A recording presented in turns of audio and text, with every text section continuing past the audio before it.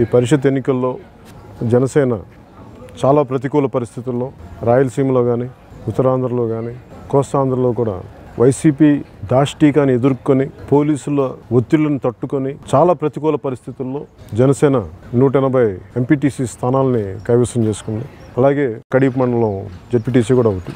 ఈ రోజున 24 జరగబోయే మండల అధ్యక్షుడి ఎన్నికల ప్రక్రియలో గెలిచిన మా అభ్యర్థుల మీద విపరీతమైన ఒత్తిడి తీసుకొస్తా ఉన్నారు వైసీపీ ప్రభుత్వం. అలాగే పోలీసులు కూడా చాలా ఒత్తిళ్ళకి చాలా బెదిరింపులకు గురి చేస్తాను నా దృష్టికి తీసుకొచ్చారు.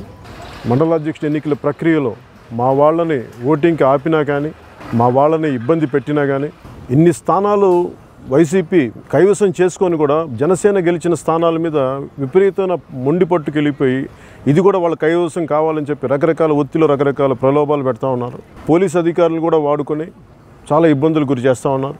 ఉదాహరణకి కడియ మండలం పొట్టిలంకలో 1224 ఓట్ల మెజారిటీతో మేము గెలుపొందితే కనీసం సంబరాలు చేసుకొని కనీసం మా గెలిచిన అభ్యర్థికి దండేసే పరిస్థితి కూడా లేకుండా చాలా నిర్దాక్షిణ్యంగా కామిరెడ్డి సతీష్ అనే అబ్బాయిని జన సైనికుని చాలా దారుణంగా చాలా అన్యాయంగా కొట్టడం జరిగింది. కాళ్ళు పట్టుకొని ప్రాధేయపడ్డా కూడా పోలీసులు కనికరం చూపకుండా కొట్టారని చెప్పి నా దృష్టికి తీసుకొచ్చారు. ఇది చాలా బాధ కలిగిస్తూ ఉంది.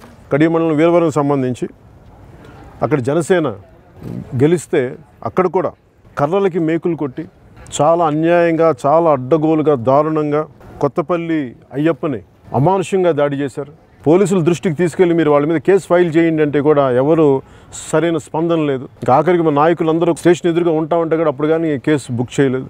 ఇలాంటి పరిస్థితుల్లో ఇంకా ముందు ఇలా వెళ్తూ ఉంటే కూడా నేను ఎప్పుడు జనసేన కానీ మేము కానీ మా నాయకులకి మా కార్యకర్తలకి మా జన సైనికులకి మా ఆడపడుచులకి మా మహిళలకి మా వీర మహిళలకి మేము అండగా ఉంటాం.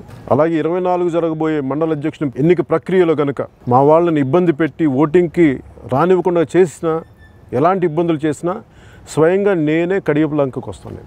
మా వాళ్ళ మీద ఏమాత్రం అన్యాయం జరిగితే మటుకు నేనే స్వయంగా వచ్చి మీకు అలాంటి పరిస్థితులు కావాలి అని రాష్ట్ర ప్రభుత్వం కోరుకుంటే నేను దానికి సిద్ధంగానే ఉన్నాను. అలాగే డీజీపీ గారి దృష్టి కూడా తీసుకొస్తా ఉన్నాను.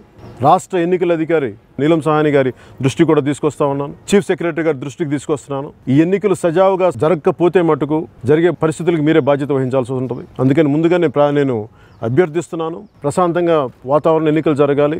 ఎందుకంటే మేము కైవసం చేసుకోబోతున్నాం, అడ్డుకునే హక్కు అయితే మీకు లేదు. ఇదే కనుక మీరు ముందు చేస్తానంటే మటుకు పరిస్థితులు మేము సిద్ధంగా ఉన్నాం, దాన్ని మీరు సిద్ధపడి చేస్తానంటే ఖచ్చితంగా మేము దానికి సిద్ధంగా తెలియజేసుకుంటే ఈ పరిస్థితుల్ని అవసరమైతే ఇలాంటి దౌర్జన్యపూరితంగా ఉంటే నేను కేంద్ర హోంశాఖ దృష్టికి కూడా నేను తీసుకెళ్తాను.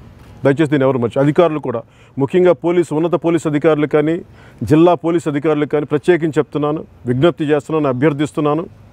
మా వాళ్ళ మీద అమానుషంగా దాడులు జరుగుతూ ఉన్నాయి. మీరు కూడా ఒత్తిడికి గురవుతూ మా వాళ్ళని ఇబ్బంది పెడతా ఉన్నారు. దయచేసి ఇంక దీన్ని ఎక్కడో చోట మీరు దాన్ని సరి చేసుకోకపోతే మటుకు కేంద్ర హోంశాఖ దృష్టికి కూడా తీసుకెళ్ళి ఆ జరిగే పరిస్థితులు కూడా మీరు దృష్టిలో పెట్టుకొని మీరు ఒక సంయమనంతో పాటించాలని మనస్ఫూర్తిగా కోరుకుంటున్నాను. Thank you.